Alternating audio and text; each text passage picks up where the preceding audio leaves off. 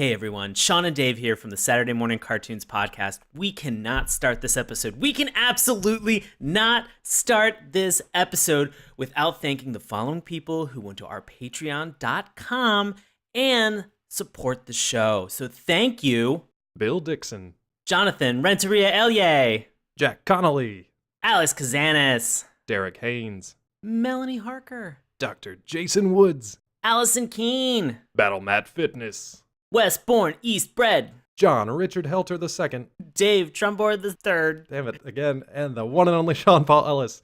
Hey, listeners out there, if you want to get on this list of super cool people, we'd love it if you'd head on over to patreon.com/Saturday Morning Cartoons. Remember, that's morning with a U, to see how you can support the podcast. Thank you so much for listening. Thank you so much for your support. And now, on with the show.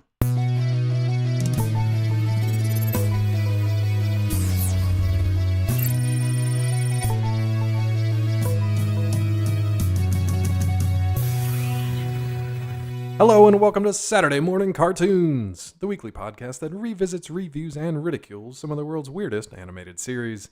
Coming to you from Haven Academy, I'll be your huntsman, Dave Trumbore. Joining me as always, his semblances summoning bacon, apparently, it's Sean Paul Ellis. How's it going there, bud? David. I'm doing well, buddy. How about yourself? Doing good, man. I gotta tell you what, we've been friends for a long time. And Yeah. I finally feel comfortable saying the reason we're such good friends, and this is kind of selfish on my part, Yeah. is because everywhere you go, you have this amazing aroma of just like freshly cooked, crackling bacon. Hickory Thank you. smoked, meaty, delicious. It's a pleasure to be around you, is what I'm saying. Oh, I appreciate it, man. You know, I try really hard. Mostly for your bacon. Yeah. You know. It's the challenging thing with having a semblance of being able to summon bacon is that I'm not going to eat it all myself. I would be dead if I did that. Yeah, it's the one. But that's like a great friend maker. You have like the opposite of Crow's semblance, which is to drive everyone who he ever loved away. Spoiler alert. Yeah.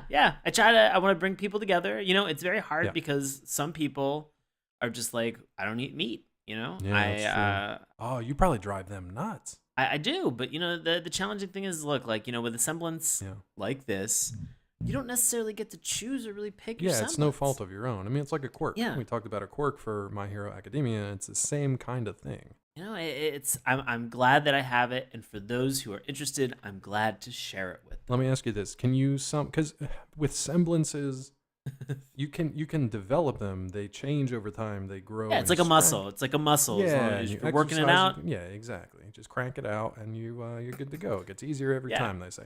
So, what I'm wondering is, can you summon different kinds, different quantities? Maybe you can summon a soy bacon for those folks who don't consume the pork. I'd like to think over time that Yeah. it's a skill that I'd be able to develop. Mhm. I'm working on cherry smoked. Okay, cherry- that's cherries- an ambitious goal. Yeah. Very Or specific. some different kinds of some cherry or some apple smoked bacon. Okay. I'd be cool doing that. You know, I feel I'm nervous and a little bit hesitant about doing some soy bacon. Yeah. Because It's you know tough what? to get I'll be right. honest with you. It's tough to get right, Yeah. and if I let somebody down the first time, it's going to be really hard to bring them in then over again. That is true. Which the same could be said about Americans making an anime series that then they re-export over to Japan. Now I want to talk about if you don't get it this right, if you definition. don't get it right, if you don't get it right the first time, it's going to be really hard. You're setting a very dangerous precedent, is what I'm trying to say. Absolutely, and we need to talk about it a little bit. I didn't get too much into the online flame wars back and forth. This show we're talking about tonight, we'll stop screwing around here and we'll get to it in a second. But the question of whether or not this is an anime has been around since this thing was even introduced. And Right. again, like any of these kind of what do you call them? Semantics arguments. It really depends on what your definition of that specific thing is. So what your definition of anime is will determine whether or not you think RWBY, which we're talking about tonight, fits in that category. What about you? Just off the top of your head, your gut feeling of whether or not this is an anime. I honestly think that and this is a gorgeous PlayStation 3 video game. Oh my God. I have yet to watch an episode of RWBY where it seizes up on me and wastes 3 hours of Oh, no. of walking through, walking through Skyrim, and then doesn't let me save. I mean, fair enough. I feel like whatever your definition is, it's when you began watching anime. Interesting. Okay. Influences that idea. And so like when I began watching it, I was doing a lot of like 80 Police Files, Bubblegum Crisis. And so it was a lot of like this 80s and heroic Legends of Arislan. So it was a lot of this really old 80s and early 90s anime because I was working at a Blockbuster Video and we had a ton of cassette tapes that nobody was renting. Right.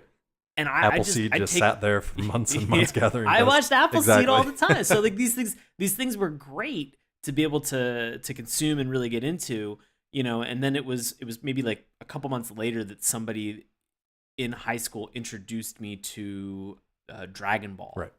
And so that kind of helped influence. And so when I think about anime, it's been influenced by my experience, you know, through the introduction of in the 90s, through learning more about Dragon Ball, as well as also having that kind of Blockbuster influence and renting a lot of those tapes. And so when I look at this, I don't really think anime. What's interesting, it doesn't really register for me. It reminds me of the arguments you would have, like if your introduction to anime was like Pokemon, right? Or if your introduction was Sailor Moon, you would always have that otaku who was just like watching Ninja Scroll over and over again in like the corner of his shadowy room at night and be like, "This isn't anime.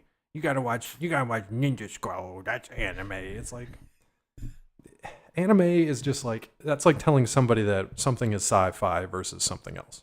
Like if you're written into like really hard technological, like based on facts and science sci-fi, then kind of the goofier side of things, you know, like a Fifth Element or like a oh my God, what was that other one I just watched? Valerian? Exactly, like Valerian, like the sillier kind of side of things. Granted, it was based on a long-running graphic novel. Those two things can exist in that same genre, just on like wildly different perspectives. Sure. That's all. It's all on a spectrum. So the argument over these things is silly to me. A conversation is fine. A conversation about what makes anime, what is anime to you, what is anime to other people, that makes sense. To like argue over this stuff on the internet is just like such a waste of time. I think it's adorable that you think people are gonna have conversations on the internet. Look, you know what? It's like my last shred. You animals out there are having nothing but conversations. Is to hold on to a gossamer strand of optimism that humans can still be humane to each other out there. Have a conversation, man. Go to a coffee shop, sit down, and just have a conversation in public where you actually are forced to behave, so that you don't get kicked out of an establishment. That's my advice to everybody. Honestly, I hope to God or start a that podcast. You show up. Right? I hope to God that tomorrow you show up at a Starbucks with a soapbox and a megaphone, and you're like, it's gonna be on fire. My name is Dave Trumbor, and I believe that RWBY is not anime. Change my mind. I love that. I'm the troll in this situation, even though I think RWBY is an anime. Oh, okay. My definition of anime isn't what studio makes it, where it comes from. Okay. My definition is that it's a much looser definition, that it fits like certain styles of design, of inspiration, and of just kind of like a look to it. I mean, there's a great meme going around that is basically like Scooby-Doo is anime. Like, because these definitions are so loose these days, you can be like, yeah, Jetsons is anime. And I mean, whatever, if you want to make the case for that, that's crazy. But there are certain things that you can look at and just be like, yeah, this is at least anime inspired. Like if you and me wanted to make an anime inspired series, we would have to try to sell it as anime. Like, sure. I don't know how, like, what do you want to call it? Like Southern fried anime, like American anime, like, I don't know. There's some stupid buzzy word, blockchain anime, whatever you want to call it. It's still, if it's anime inspired, to me, then it fits in that category of anime. Okay. All right. Yeah. I think a lot of people, though, to play devil's advocate, will say country of origin. Yeah, and I totally get that. Yeah. So that's why, like, anything that came out of Canada, I don't know what you want to call that. I don't even call anything that came out of Canada animation. I don't even think it gets that qualification in any way, shape, or form. There's like a couple CGI exceptions, and that's maybe it, but Canada, we love you, but it's hard. You've had a rough go of it. Now, we've had some clunkers and stinkers, too, along the way, that's for sure. But I don't know. I mean, just saying, like, this day and age, though, like, it's a global market. say that you're an anime creator in Japan. Say you've got 50 years. Say you're Hayao Miyazaki and you decide, I'm going to move to America and I'm going to open up a studio and I'm going to make the same thing I've been doing for 50 years at Studio Ghibli. And did I just say Ghibli? Studio Ghibli. And move it to America and make stuff here. Is that now no longer anime? You've got the same people behind it. You've got the same artists, same writers, same technology, same platforms you're releasing it on. But you're in America, so all of a sudden it's not anime? Like, that doesn't make any sense to me. Traditionally, sure. Like, if you want to talk about the history of it, where it all started, where it all came from, and the influences that it draws on, 100%. Like, there's no arguing that. Anime didn't start in Mississippi. You know what I mean? Like, that's crazy. But in this day, when anybody can more or less go anywhere and use the same influences and tech to make similar things, I don't know. Like, it's really tough to define. Fair enough. That's right. I just see. I'm gonna get on that soapbox tomorrow. No, it's a challenging question, and I don't think there's a right or a wrong answer. But if we didn't have these kind of questions, you animals wouldn't have message boards to fill up with bullshit. Exactly. You'd actually have to do something with your time. So would we. Yeah, and guess what? There wouldn't be really funny memes about this shit. Yeah, that's true. Jetsons is an anime.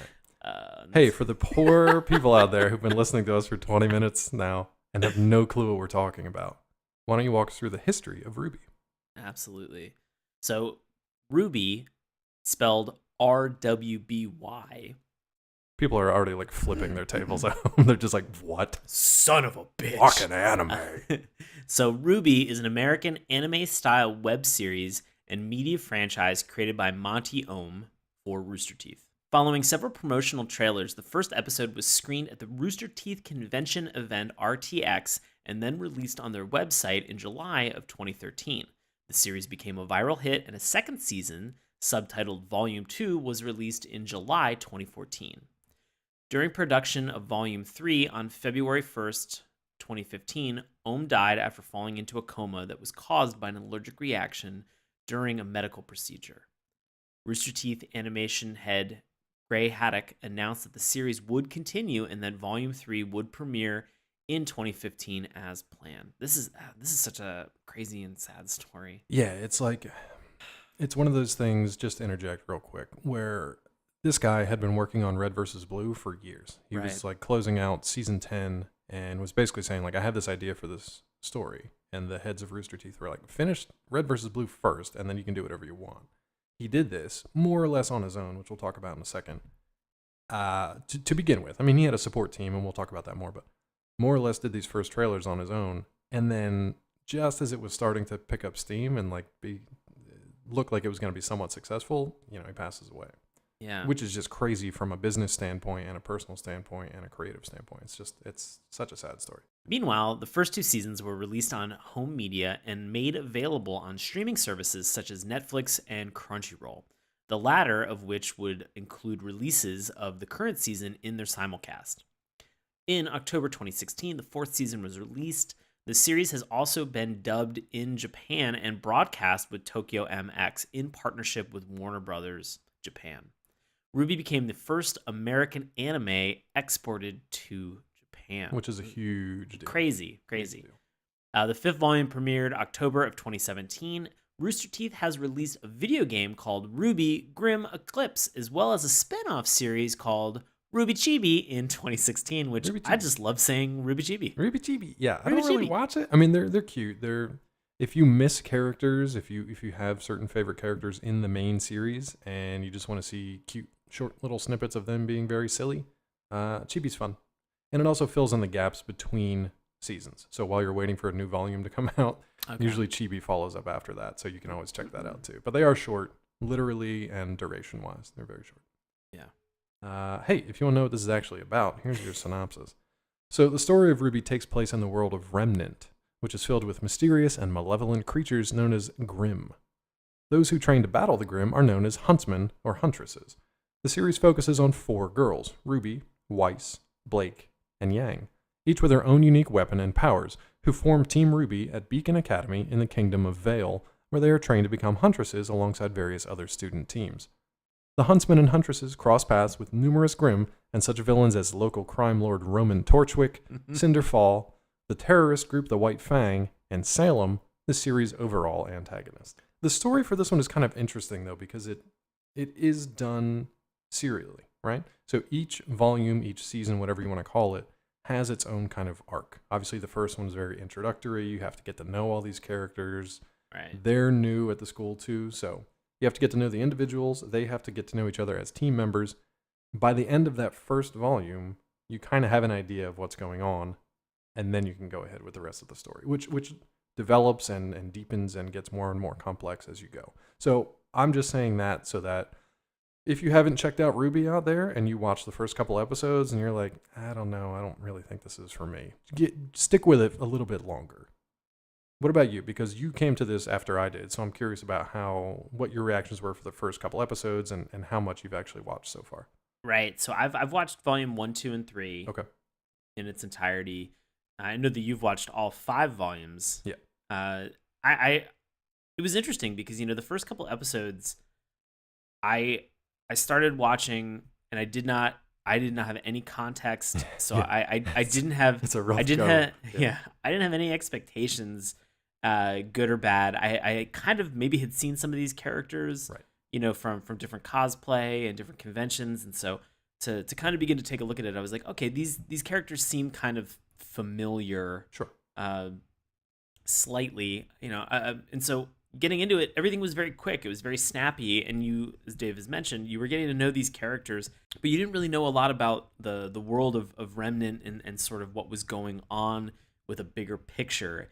And I'll say after 3 seasons, I kind of have a little bit of a better idea, but I still don't feel like I have even close to a comprehensive view of what's going on within this world that they live in, because there's so much that happens, and they do a really good job of kind of giving you little tiny snippets of things. Like you find out why people are named after colors, and you're like, oh, that's a really cool factoid that like nobody has talked about up until this like 2 sentences that happen before a tournament, and you're like, get into that a little bit more. And they're like, and now the tournament. And you're like, son of a bitch.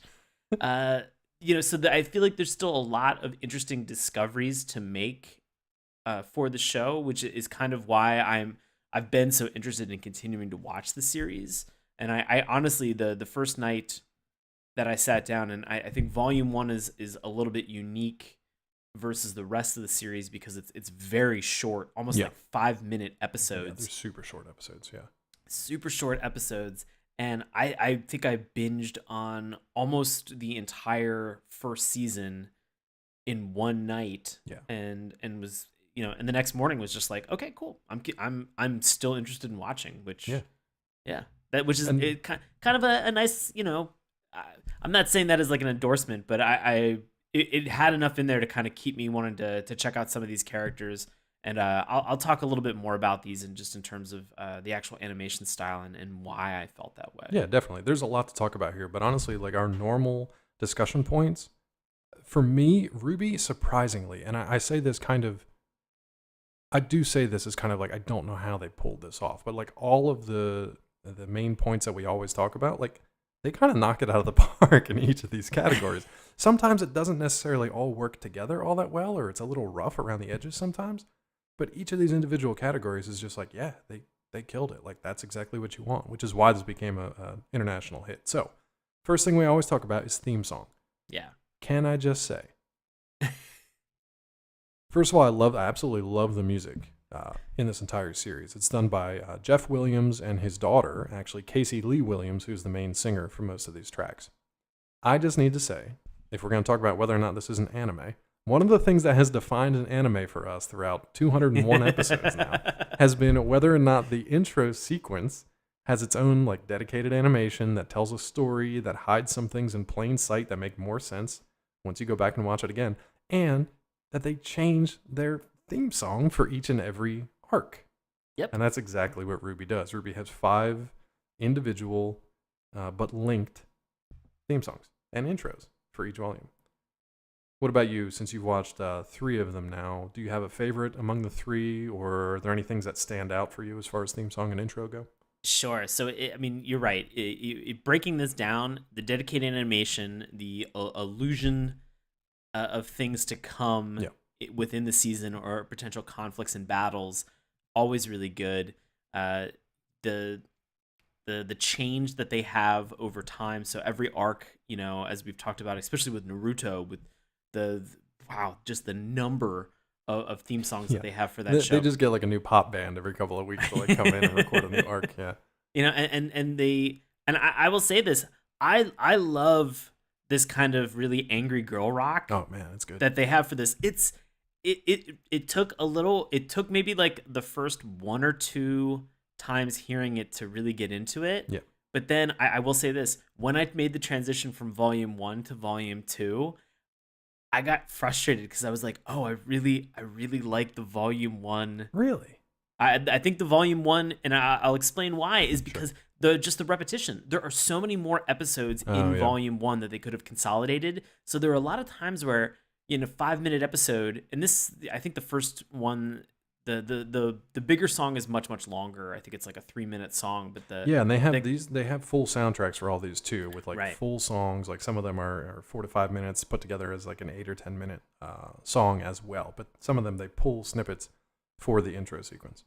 And they just, you get into this episode with this like quick theme song at the beginning. You get maybe 3 or 4 minutes of these characters, and then it, and I'm watching all of this on Verve, and then it immediately is just like, do you want to watch the next episode? And then it's like angry girl rock, 3 to 4 minutes of these characters.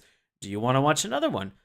Yeah, cool. Angry girl rock, 3 or 4 minutes. And it just, I enjoyed that. And I love the fact that, and I do this all the time, that there are certain words that they said in that first theme song that I'm listening to it over and over again, and I still can't get the words right. Yeah. And I got a little bit frustrated with it at first, but then it became a challenge where I was like, okay, no, I'm going to listen this time. I'm going to figure out what they're saying. Because they are rhyming absolution, revolution, solutions, evolution, and then I still almost don't know what they're saying at the very end. The one line out of all of the first theme song that really, really frustrated me is they literally say, a story will be told. And the first time I heard that, I went, yeah, no fucking shit. I'm watching an anime, asshole.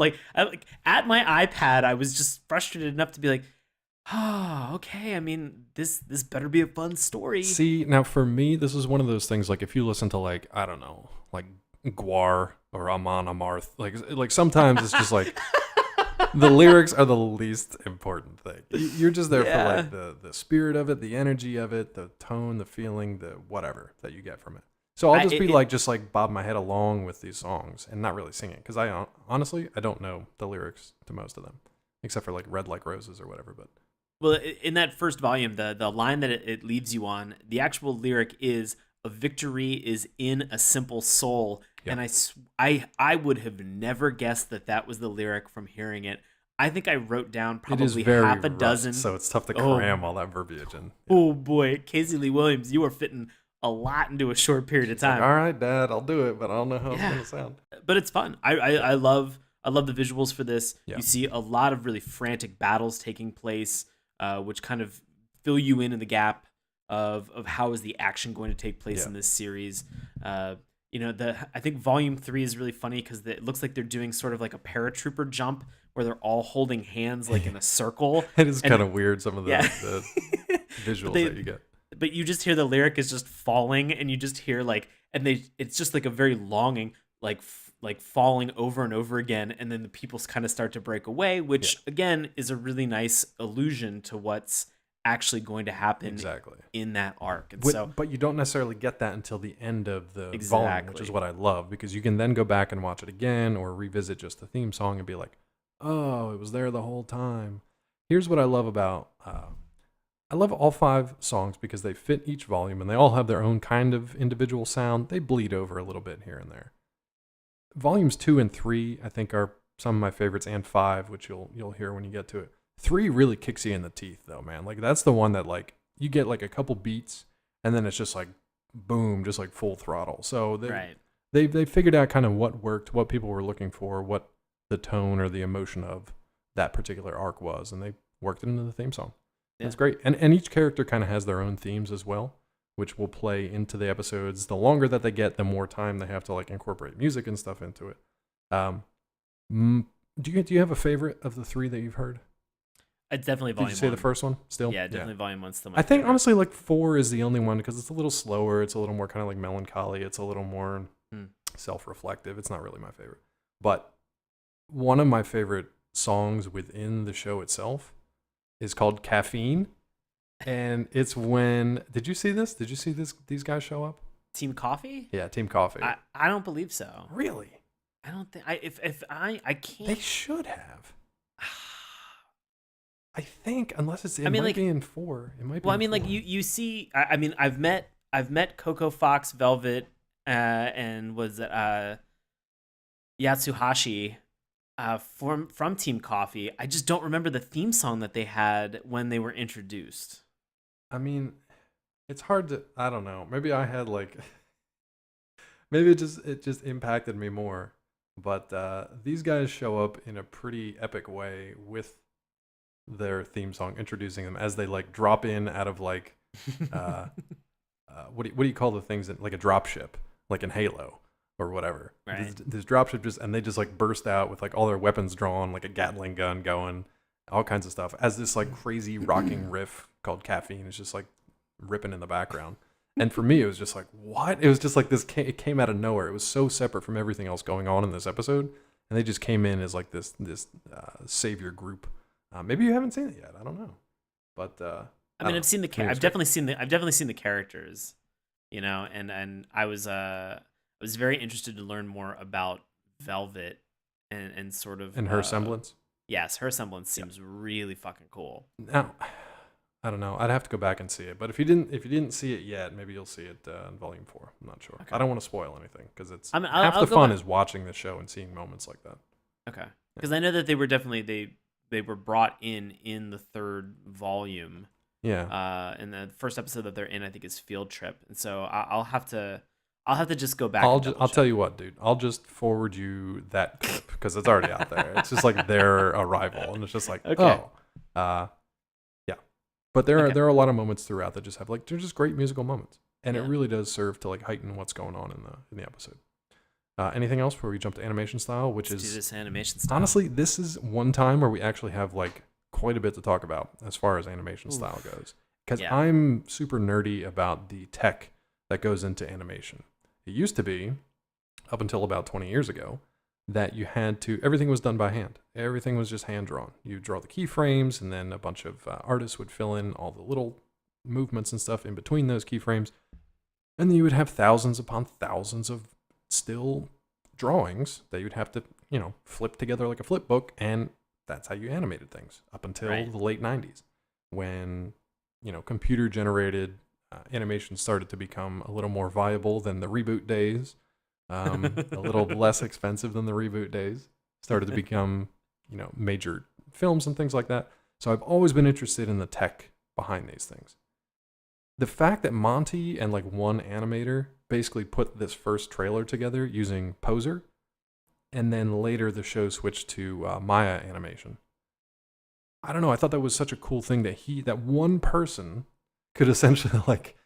He had some concept artists and some people helping with drawings and stuff along the way. But one person, once you got all that, all those, they're not utilities, but all that information added into the machine, and then the software could kind of just animate whatever you wanted to animate as it went, and you could put together what is one of the more insane like debut trailers for an animated effort ever. Did you watch the original trailer? I think so, yeah. For Red? It's crazy. Yes. It's crazy. Because it's just such a different thing than you're used to seeing. There's not really any structure to it. It's just, it introduces RWBY as a character. She's kind of looks like, she looks like Red Riding Hood a little bit, like a stylized Red Riding Hood. And then just out of nowhere, she's surrounded by these wolves. And then you're like, oh shit, what's going to happen? And just like, not to ruin it if you haven't seen this, 6-year-old trailer by this point. Yeah. But just like, she unsheathes this like massive scythe that's also a gun, that's also like the weapons in this show are absolutely crazy, and there's some of the most fun ever. And the way that they use them, one of the great things about Poser is that it's such a powerful animation tool, and you can see that by the way that they're actually animated these fight scenes in the early days. Maya is obviously a little more powerful, but like these are some crazy ass fight scenes early on. What jumps out at you about animation style of RWBY now that I've like waxed poetic for 5 minutes straight? No. I definitely. So my introduction as I'm watching this is, like I said at the beginning of the episode, this is a really pretty Japanese RPG game that I've played on my PlayStation 3. Absolutely. And I like the style. Some of it, they begin to do a little bit more over the 3 volumes that I've watched, just in terms of like shading, but some of it is kind of like that weird JRPG slash like cell shading. Yeah. And I dig that style. I like how that looks. These seem like cutscenes from video games. Yeah, exactly. That you're just watching a whole episode about. And for me, like you said, it's fun to watch. I think the thing that they get correct about all of this are the battles.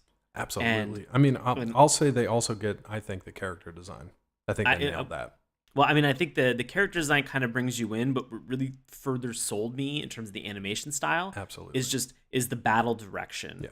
And I don't think that if they didn't have that, I think that this show would be something almost completely different and not as exciting or as fun. Yeah. Because these battles really are like watching video game fucking cutscenes. Like, they're bananas. It looks like you're watching like 2 people on either side of like a tournament fighting game. Yep. Like fight back and forth. Like everything is seamless and fluid, and it looks like it would actually make sense in this world. I mean, obviously things are going to be like heightened and not realistic at all, but it fits within the world that they've set up, which is so funny because sometimes just when these characters are walking, like in the early days, sometimes their like arm will clip through their side or their hair will clip through something, and it's like, it's just weird that the fight scene animation is so good and fluid, and you can obviously tell they spent a lot of time on it, but then other times when they're just walking around, it's so clunky. They look like they're all wearing like suits of armor and just kind of like So like it reminds me of, again, like of those like really early cutscenes in video games where like all those characters, whenever they're being rendered in those cutscenes, they have like a track that they have to walk on. Right. And it's very clearly noticeable in Volume 1. Like when somebody's like, I'm in a standstill position and now I have to walk somewhere and I have to walk around somebody. Yeah, it's like it's that like walking straight, taking a moment, turning to the side, walking around like that or kind just of like path. Moonwalking off to the side where it's just like, that's not a natural motion whatsoever. It's like the path navigation for this is in some cases a little bit unnatural, but then and it's laughable and it's very funny, and then suddenly you see these battles happen and you're just like, holy shit, like, okay, cool, I'm fine that you guys spent all your time with this battle. Exactly. The other thing that really surprised the shit out of me in Volume 1 is that they make an artistic choice that they are really focusing on spotlighting RWBY, Yang, Weiss, and Blake. Right. Any other character that is not speaking or is not really relevant to the particular story is a black silhouette. Yeah, that's an interesting choice. I think honestly just probably limitations of Poser and time and money and just processing. I don't think that Poser was really set up to be like, let's fill an arena with 1 million people and animate them all. No. But I mean, that was one of those things where I think visually it's an interesting artistic choice. Yeah. It also really kind of helped to focus in on what I should actually care about. There's 8 students that you're going to give a shit about, right, and like 2 professors that they're going to talk in Volume 1, and that's about it. And then you really kind of get into the grim, which we haven't talked very much about in terms of animation style. Yeah, they are really kind of striking and interesting to look at. They are. The grim for me have always been they've been the clunkiest element of the bunch. Okay. Honestly. Because even from the early days, you can tell that they're just like, they created one template of it. So say like the wolf. They created one template wolf. I'm going to pause. Because I got a still face from you and it looks very funny.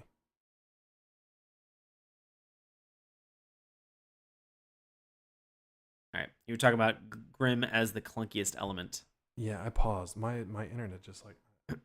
this stick was working fine before, and now it's acting up. It's like, Okay. It's just like, I don't know, I'll have to mess with it later. Yeah, the Grimm to me are like the clunkiest element, just because they clearly made a template of like one character, whatever that Grimm was, and then just copied it a bunch of times. It's copy pasted. Just copy paste, and you can tell because sometimes the scale isn't quite right, or they're like their depth of field is off, or just like their motion is like weirdly identical or cyclical and repetitive. But some of the designs are really cool, and they still just look a little unfinished. Maybe it's because they don't have any definition to them, because they're mostly just black, and it's really hard to tell like where their lines define them. Some of them are super cool designs based on mythological creatures or just different things in fairy tales. Fairy tales obviously have a huge role to play in the creation of each of these characters and the stories that they go through. I love the fact that the show itself doesn't necessarily draw attention to the fact that certain names are based on certain characters from mythology or fairy tales, but fans out there have like deciphered and torn apart everything. Go to the RWBY wiki, and it's amazing what people have put together with cool. Not just interviews and watching the show themselves, but like just figuring out like, oh, so-and-so is modeled after this person from history or whatever. So some are more obvious than others, but it's a neat thing to see. And it's really cool to see that each of these characters has been designed with specific things in mind. So like if they're more of a defensive character, they'll have heavier armor, or they'll have like a shield that they wear, versus somebody like RWBY who's literally built for speed. So she's super small and tiny, but she has this like crazy scythe that she could swing around with like reckless abandon. It's so much fun to see these things come to life, see these different characters come to life, especially in the action segments. Agree. I will say, just as the volumes go on, the backgrounds get better. They really do fill in a ton of other characters, especially once you get to volume 5. Like they have like full marketplaces and cities and schools and stuff filled in with a lot of people. So cool. It definitely does improve. Yeah. Speaking of all these people, what characters did you focus on in your 3-volume watch? I mean, I definitely, and the core team RWBY of Ruby, Weiss, Blake, and Yang, and you get some interesting development, a little bit of interesting development from each of those, like enough to kind of keep you going, and keep you motivated to learn more. Well, what's like the first thing you learn about RWBY and Yang? That they're sisters. Yeah, which is crazy because it's just like, wait, what? I mean, you find out later on that they have the same dad, but they have different moms. Right. And so it's kind of interesting, and you find out the reason is because their mothers were both huntresses, and their father is a huntsman as well. And so it's dangerous business, and they're getting into a very dangerous family business. They kind of know what's at stake. They've been around it for so long. And it's knowing all of this. I love the fact that their attitudes are just so positive about everything. Like it almost seems like they couldn't be more excited to be put into harm's way.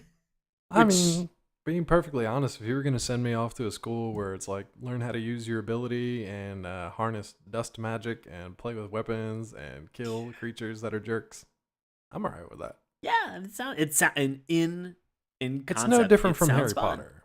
Yeah. It's no different from Harry Potter, My Hero Academia. You've got a semblance now, Harry. Yeah. You've got a quirk now, Harry. Like, it's no different than any of that stuff. Percy Jackson. I mean, pick any YA thing where it's like a bunch of young people go off to school to learn how to be badass fighters. Like, they're pumped about it. Yeah, so exactly.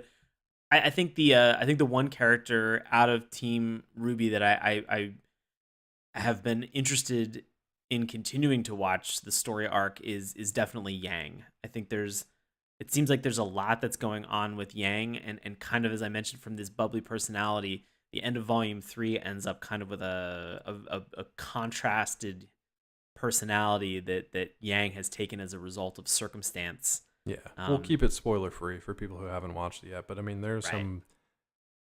Each volume, for the most part, has some like big emotional arcs that get bigger and bigger as the story goes on, because they're allowed to, develop it more and more. And some are very, very personal. Yeah, and from my understanding, Yang's story arc kind of gets a little bit stronger, gets a little bit better, especially in volume 5. So Everybody's kind of does, honestly. Yeah, Everybody gets their own, weirdly, except for Ruby. Ruby kind of, she has some cool stuff that happens, but then she's kind of sidelined as far as development goes. So Ruby's kind of like the everyman character, right? You're introduced to her, you follow her as the viewer, and you kind of experience things as she experiences them. Weiss is kind of you're introduced to her as kind of like the uppity, snobbish heiress, super rich, fairly, but not really popular because she doesn't really have a lot of friends. Because people want to be like in her circle, but they don't necessarily want to be like friends with her. Right. Yang is kind of the big sister of the group. She's kind of protective of everybody else. She is always positive and always has an upbeat personality and is willing to jump into the fight at any given moment. But she's also got a temper, and that kind of gets the better of her at sometimes. And then Blake is kind of like the goth girl of the group, right? She's always dressed kind of in black, and she's a little detached from everybody else. She's got some emotional baggage going on with ex-boyfriends and parents and all kinds of fun stuff. There's also really kind of like a big difference about Blake Belladonna's character, which is something that they kind of get into very quickly, that you're not necessarily familiar with because she's wearing a giant ribbon on top of her head, which I guess makes it. But I mean, it looked just like an anime style, right? You were just like, this is an anime style. Like everybody else is wearing like pinafores and like dancing around in boots and or short shorts and leather jackets and gauntlet guns and like it's all kinds of crazy stuff. So the fact that somebody's wearing a bow or a ribbon on their head, not really that big of a deal. Yeah, I mean, like it felt like it was apropos of what everybody else was wearing, and then she takes this bow off and she explains to everybody that she's a faunus. Yeah. And you're like, what the fuck is this thing? Yeah. Like okay, cool. So I mean, again, it's as the story progresses, as these things kind of are realized and as they become available to the viewer, you're opening up like and unlocking more history about Remnant, and these things are like extremely important regarding like the dynamic and how people interact with one another, and so that stuff is kind of cool to see. And there's like a ton of different kind of faunuses. Yeah, and the faunuses were super cool because it gives the writing team a way to kind of talk about social issues and treating people as the other, and to raise. That's a big part of Volume 5. To raise topics of inclusion versus should we all work together? Should we separate ourselves? Should we elevate ourselves to power instead? And there's different factions within the faunuses. This is it's just worth it just to hear you say faunuses. Faunuses. They do a really good job with it, and it's weird because it's like a subplot. It's a side plot to the main thing. But it's such a cool way to make sure that those social issues are included too. They do a really good job with it. And to Sean's point, there are a bunch of different faunuses that are really cool. They have a lot of fun with those character designs too, and you'll get to meet them a little bit later on. But while we're still on characters, who outside of Team RWBY are you more interested to see like more of, or who made a good impression on you? I really like Pyrrha Nikos. Okay, cool.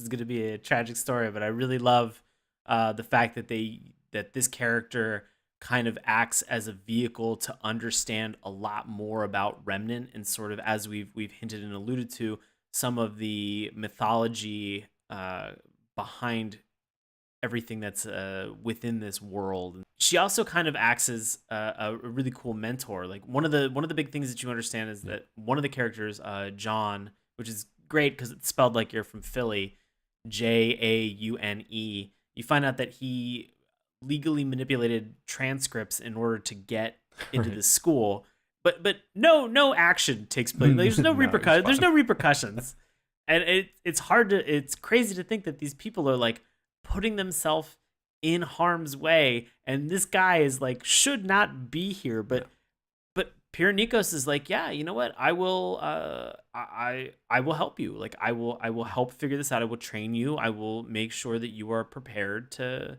meet these challenges. And so there's a really nice kind of a mentorship, and then you see that it's a little bit more than a mentorship, that there's kind of like this blossoming love story, and then sort of a lot of this comes down to a really difficult decision that Pyrrhos makes at the end of Volume 3, and it's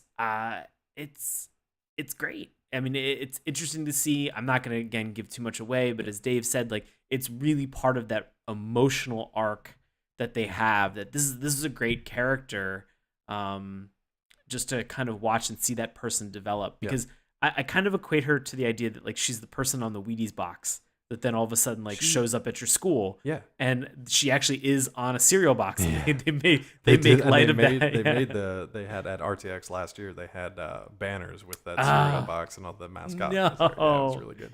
But That's she's like that all-star superhero, like elite athlete amongst these kids who are like trying to just figure their stuff out. There's a great scene early on in RWBY where they literally are like, we're gonna test you kids and see how you can work together and figure out whose team you're gonna be on. And these two end up on the same team.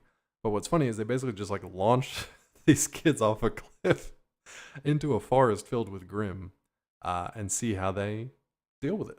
That's how Team RWBY is formed. That's how Team Juniper, which Pyrrha and Jean are on. And Jean's name is Jeanne d'Arc, so obviously a Joan of Arc reference. Yeah. One of the many references that these names are all based on. I will say, if you're a fan of Jean, you got to stick around until pretty much the end of Volume 5, because it takes him a very long time to kind of get over his different kinds of trauma that he experiences throughout the volumes, different kinds of like self-esteem issues and setbacks and all kinds of stuff. But he has great moments in Volume 5. You finally get to see him kind of like come into his own. I will say one of my favorite characters, though, is Crow. Crow spelled with a Q, of course it is. So Crow is kind of this mysterious here again, and then he's gone. Mentor, sort of teacher, sort of guide, sort of protector for RWBY and the crew. Sort of kind of a dick. Definitely a dick. Also I mean, kinda he's good, yeah. always drinking out of a flask. He also has a scythe, I believe. And Yes, he does. he's badass too. I mean, he's like what RWBY could be if she had like a ton of training and a lot more time and whatever. But his semblance is one of my favorite things. Maybe we haven't explained semblances at all, so let's do that real quick. Semblance, like a quirk, is kind of just like an innate power that you have, an innate ability. Somebody like Yang, hers is triggered by anger, emotional response. She can actually like absorb a bunch of energy or damage and then redirect it back onto her enemy. RWBY just has like super speed, so it's like they're kind of just like superpowers, right? But they're very specific and tailored to the individual people. One of my favorites is actually Ren, Lai Ren. He has a weird semblance that allows him to like suppress negative emotions. So he's kind of like a dampener for like bad vibes, which sounds weird. But the Grimm are creatures that are attracted to that emotion. So they're attracted to violence, to fear, to anger, to depression, all those kinds of things. And he can kind of like negate that. So he could literally just hide amongst a bunch of Grimm, and they could never actually find him if his semblance was activated. That's interesting. And he can kind of shelter other people with that as well. So it's kind of a cool thing. But back to Crow, he's got one of the more interesting, but also like super sad semblances. His is essentially like a luck semblance. So anyone who's in his perimeter basically has like bad luck, which is great when he's fighting one-on-one against people, because they might stumble, or their shot might not quite connect with him, or they might get dirt in their eyes at the wrong time or whatever. So he has like a bad luck juju. But it's not activated just in battle, it's always active. So anybody he can't turn off misfortune, can he? It's uncontrollable. And it's always there. So he keeps people at like more than arm's distance, because he doesn't want people he actually cares about to get hurt by his own semblance, which causes misfortune to befall them. That's such a sad fucking thing. That's one of the like great depressed writers like motifs, right? Is this kind of like tragic hero who, he can't, by things that are beyond his control, he can't get close to anybody. I love that so much. And Crow's a great example of that. So he's a cool one to anchor on and to watch if you are inclined to do so. I continually, I know that we've brought up Weiss. I really like Cool. her semblance of doing all these glyphs. And it adds to like a cool, you were talking about the action sequences earlier. It adds a really cool element to that. Yeah, she can create like sort of these glyphs. They almost kind of look like a shield, like a circular kind They're, of shield. they're like Pennsylvania Dutch hex symbols. Yeah, Jesus, yeah, it's kind of right. Yeah. So she'll create them as like a barrier, and people can like leap off of them, run up buildings on them. She can use them as a way to stop incoming like bullets or enemy fire towards her.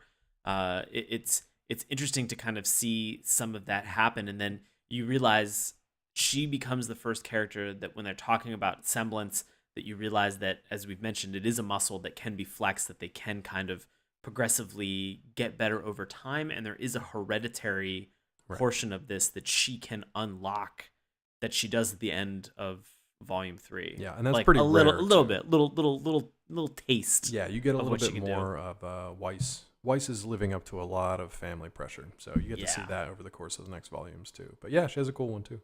Blake's is interesting because she can form like different clones.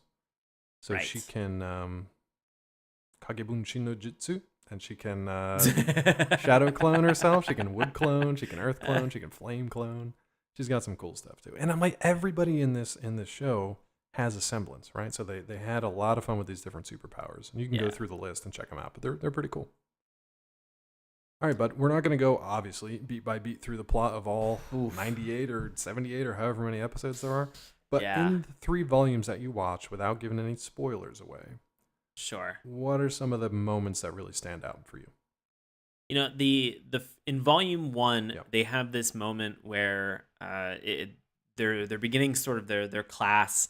They're beginning to learn kind of what's expected of them, and they're put sort of on these like launching pads. Yeah. That's what I was talking about when they launch them into the forest. Right. Yeah. And so it's that whole moment of them getting thrown into the forest because, you know, again, as we've talked about, you know, the John's character is not necessarily really kind of prepped and ready to go. Right.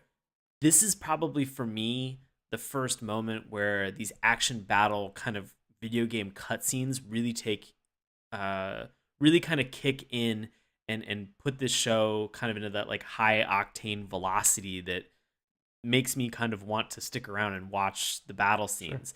Sure. And this is kind of what made me fall in love with the Yang character, is that she's launched and she's like a Cannonball from like Marvel. Yeah. And as she's being thrown, she's using these sort of like gun hands that for some reason reminded me a little bit of Final Fantasy VII of the character the gun Barrett. Blades. Oh, okay. Yeah, I can see that. Of Barrett's character, but she's using them as propulsion. So she's like if Barrett and Tifa, like if that character was put together. Yeah. Exactly. Yeah. If Barrett and Tifa were put together into one character, and these wrist cuff guns that she has to be able to use them as a method of locomotion, is just this really cool thing because you see her just take off. Yeah. Her and the character Nora Valkyrie, just to kind of see them go crazy with like getting to a destination. That journey was really fun. That really stood out for me. And then just that entire first battle that you have that's in this forest with some of these Grimm, with some of these giant Grimm that they have. I think there was a Nevermore. Yeah. That's present during this time. There's like a huge scorpion, a huge snake that they have, and so to see some of these giant creatures and the scale is awesome because then you have these 8 characters that have to really kind of kick into high gear and show you what they're capable of. Right. That was the moment where I was like, oh, okay, fuck yeah, I kind of want to watch the show. And then it went totally Dragon Ball Z at me because they're like, let's do a tournament. I was like, tournament. God damn it, I don't need another fucking tournament. But that you thankfully the tournament is very short. And it also serves to introduce another element of antagonists. Exactly. And so it didn't feel like the DBZ thing where they're like, let's have a tournament for the sake of having a tournament and showing how strong Goku is and how shitty of a father he is to Gohan. All of his children? To everybody that he knows and loves. And you're just like, oh, please don't. But it's cool to kind of see this kick into effect to have all of these people suddenly that you've watched, as we've mentioned, have kind of like walking in that video game kind of path jank for a little bit. All of a sudden, they're kicking into high gear. Everything that's being animated behind them is a lot better detailed. These battle scenes are just fucking great to watch. And so That's what you come for. You come maybe for the fact that these are some attractive female characters that are rendered. Definitely sold people on that for sure. But you stick around because these fight scenes are fucking great. And I mean, it has a huge, I hate to say female following, but it has a huge audience of women as well because good. The character relationships with each other. I mean, first of all, it centers on like 4 women, 4 young girls. The character relationships among all of them are fantastic. Some obviously get along better than others. Yang and RWBY get along, but they're also sisters, so they're going to fight too. Blake and Weiss are always kind of a little bit on the outside. But I mean, all the other characters that fold in, you get romantic relationships, you get great friendships, you have incredible rivalries, and that's all on like the hero side. You also have these villains that have some like real nasty relationships too with each other. And there's a lot of power struggle, and it's got good drama in it too. So I want to make sure that doesn't get left out of the equation. It's not just like a bang bang shoot 'em up action show, which it is, but it's built on these dramatic relationships as well that make victories and losses actually feel like they should. Yeah. I kept waiting for QuickTime events to happen in the middle of something. Like press X, press triangle, press circle. Oh so no, RWBY died. Yeah, exactly. I think without, again, giving away any spoilers, I've got a few favorite moments that just stand out. One is Team Coffee's introduction. It has nothing to do with the story. It's just an awesome introduction, and they just like clean house, and I love it, and the song's great. There's a moment where RWBY, seemingly outmatched, discovers a new power that has yet to be explained in the rest of the series so far. So she has yet another power that just kind of like, it's a little Deus Ex Machina, but in this world where like there's all kinds of stuff that hasn't been explained yet, it's a little more acceptable. You can be like, all right, I don't know what you just did. I'm hoping you get back around to it. There's so much discovery within her character. And, you know, it's fun again, because I will say, as we've talked about for anime, something happens very, very early on where somebody makes a comment to RWBY about a specific thing regarding her, how she looks, that then is kind of called back, and you're just like, oh, this has that. Nothing was wasted in this. Right. They're using every part of the buffalo. Comment. Yeah, it was actually these aren't just like throwaway lines. These actually have an actual bearing in how this story is going to play out. Yeah. So I think that, to me, when that happened, I was like, oh fuck, like, cool. This, I'm kind of on board, even if this is something that's going to take like another period of time for them to kind of discover. Like, I'm kind of on board for that journey. Yeah. A couple other points that stand out to me for more than just action reasons. Well, there's one I think coming up in Volume 4, in the Volume 4 finale. There's a really cool battle against the Grimm that requires a decent number of huntsmen and huntresses to work together in different ways. You do get to see different teams team up, by the way. So you may get to see, I'm not going to spoil it. There's a bunch of different teams that like change their conformations and have to learn how to work together too. So you get to see an example of that in Volume 4. And then in Volume 5, man, there's some really cool just like solo fights. Like Yang gets in like a bar fight, and it's just like one of the most fun things to watch. There's just so many cool moments. It really depends on which characters you gravitate towards and what arcs you really want to follow. Yeah. Regardless of the character that you're interested in, what are your opinions on rocket lockers? Oh my God, rocket lockers are great. What a great idea. And what a great way to work it into the plot. They are so much fun. It's ridiculous. Right. And you were to put all of your high school battle gear into this locker. Right. And then at any point in time, you could call in support, and your locker would have sort of rocket boosters on the bottom of it and would shoot out into the sky and land a couple feet from where you're standing. Wherever you were. Open up, reveal your awesome weapon. I mean, this is so video game related that, you know, But what a great solution to a problem. Like, oh crap, we've written ourselves into a corner. We've got all our heroes here, but they were just going to class, so they don't have their weapons, and now they've got to fight their way out. Like, oh, what do we do? Oh, rocket locker. And surprisingly enough, they actually use rocket Yes. lockers in useful ways And sometimes, sometimes as pranks too. yeah, which is both fun and cool to watch, Exactly. respectively. And that So, kind of sums up everything. Like the silly stuff that they came up with was probably out of necessity for like, we either wrote ourselves into a corner or, we need something else because we don't have the time or money to like reanimate this other thing. So Rocket Lockers was born. Like it's just such a great idea and just like so much fun to watch with. And here's my main takeaway from the show before we wrap everything up. RWBY essentially started with one guy, trusted a team of co-creators and co-writers and artists he had worked closely with, and it grew into this massive thing just out of nowhere and kind of like an overnight sensation. And it wasn't anything that you would like expect to work. Like Rooster Teeth had been built on the machinima style of animation, right? Where they took in-game animation and then redubbed it to make their own individual stories. That's how Red versus Blue was started. right. They had Halo guys standing around. They had different like color shaders on or whatever. And then they would just redub the voiceovers, and they, it's still going. It's on like season 16 or whatever. But they branched out and they made their own original IP. And they were lucky enough to have a deal with Microsoft that they were just like, can we do this thing? It's kind of like we're promoting you. But they did their own original thing and it blew up. And as a creator, as somebody who struggles and tries to and not just me, but Sean as well, to try to get new ideas, new IP into the world and make something that people are going to love as much as you do and give back as much as you put into it or more, that's such an amazing thing.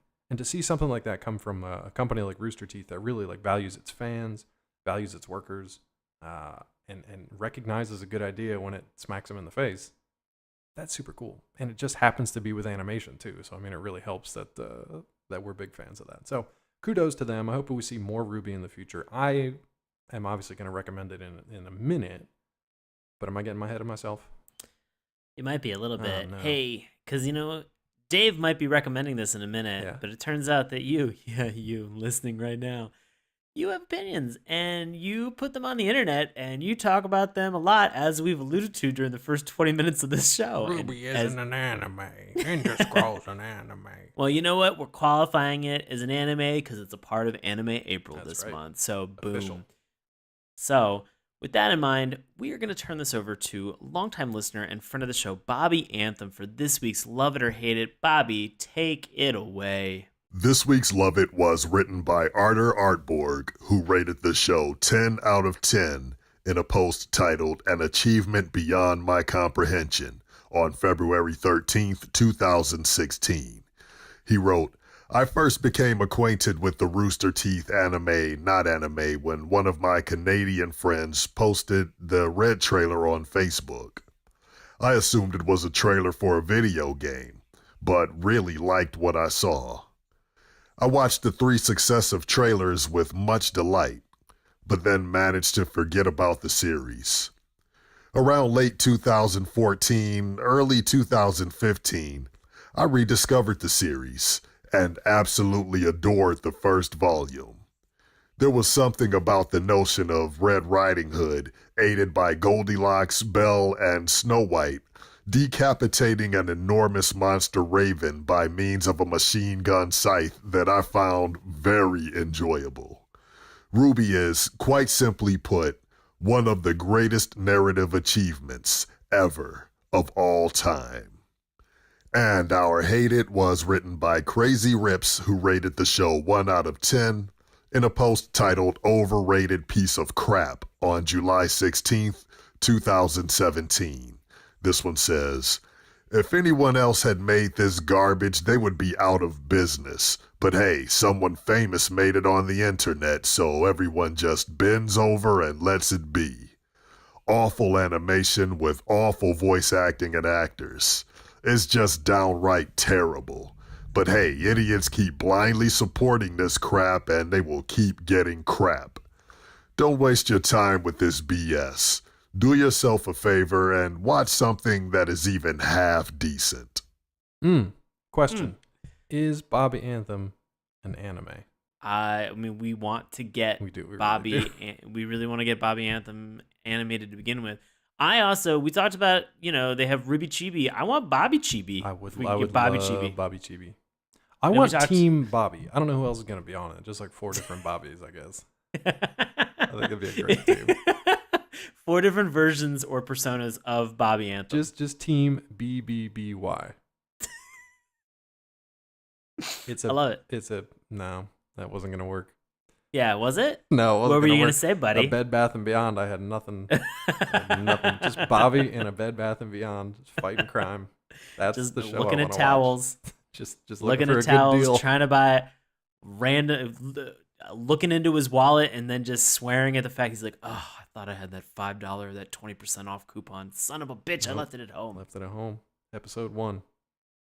Life hack. Just put a shit ton of them in your car. That way you always have them. Or literally just go up to the register and just be like, give me that coupon. I know you got like Yeah, give me sheafs that. of them back there. Sheafs.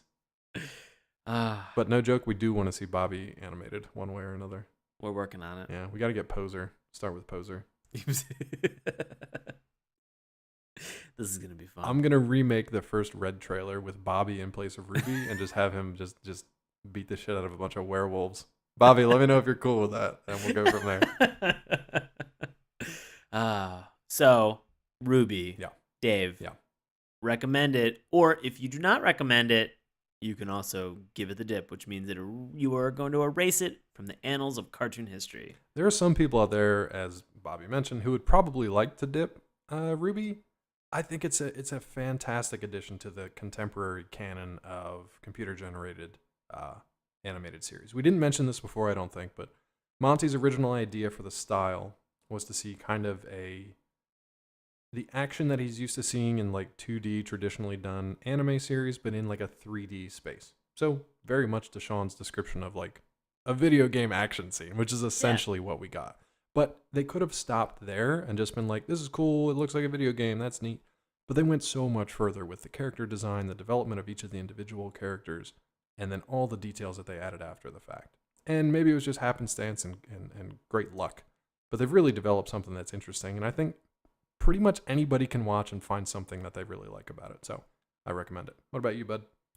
I am definitely going to recommend this as well. I think that, for the video game cutscenes, if you can get through a little bit of the jank in Volume 1 to the point where they're launched into the forest to kind of see some of these battle sequences, I think that it makes it worth it for that and some of the character design. I think that I'm going to yang around. Oh, my God. Yep. Well, it's been a great You upset about- 201 you ups- episodes, but I You think upset about that? we're gonna retire. Really? This is the problem that you have? Look, I feel if I'm going to yang around, I feel that some of these comments that I've made, they really go hand in hand. that's awful, by the way. What? I was just sitting here struggling, trying to come up with a Blake Weiss and or Ruby pun. I got nothing, and I'm upset about it. Hey, bud, what are you up to in the next couple of weeks other than watching RWBY Volume 4 and 5? Hey, everyone. As always, I do live improv comedy in Washington, D.C. with a group that's called Nox. That's NOX exclamation point. We perform with Washington Improv Theater. You can find tickets and times with dc.org. And as always, I'm on the IG and the Tur Damn it. at what? It's terrible at Sean Paul Ellis. Just to let you guys know, Sean did tell me if enough of you show up at his next show, he will wear your chosen RWBY cosplay. So whatever you want to pick for him, he will wear the cosplay. So pick a good one out there. Oh, boy. Make sure you watch. Hey, as for me, you can find me on Twitter at Dr. MD. You can also find me on Collider.com, Nerdist.com, and DaveTrumbore.com. If you want to find more about this little show right here, we would love it if you'd head on over to our Patreon page, patreon.com/Saturday Morning Cartoons. Remember, just like RWBY, sort of, it's morning with a U, not a W. Hey, on our Patreon page, you can find out all kinds of info. You can get caught up on previous episodes that we've posted. If you are a patron, like so many fine folks are, you not only get a newsletter, you get early access to each of our episodes, and you get exclusive behind-the-scenes content of us two chuckleheads saying real stupid stuff for roughly 10 to 30 minutes at a time. So if you didn't get enough in this hour plus, you can pay for the privilege of listening to more.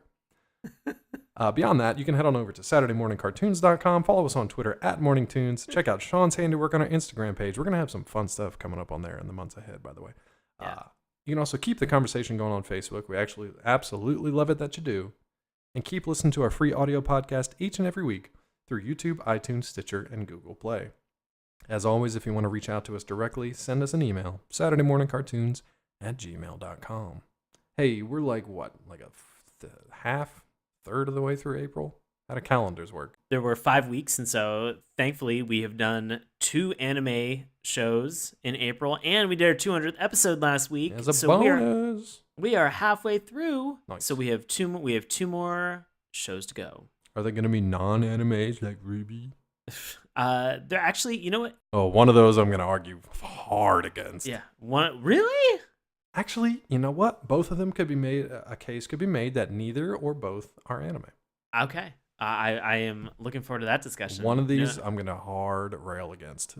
Really? Stay tuned, kids, because I'm going to be mad about it. Oh, man. All right. Well, I'm excited about that. And I can't remember what's up next, so I'm either going to be super jazzed or super mad next week. Come for the cartoons. Stay for Dave's high blood pressure. As always, thanks for listening. We will see you next time. Hey, everybody. Thanks a lot for listening to Saturday Morning Cartoons. Now, if you'll excuse me, I have to transform and roll out.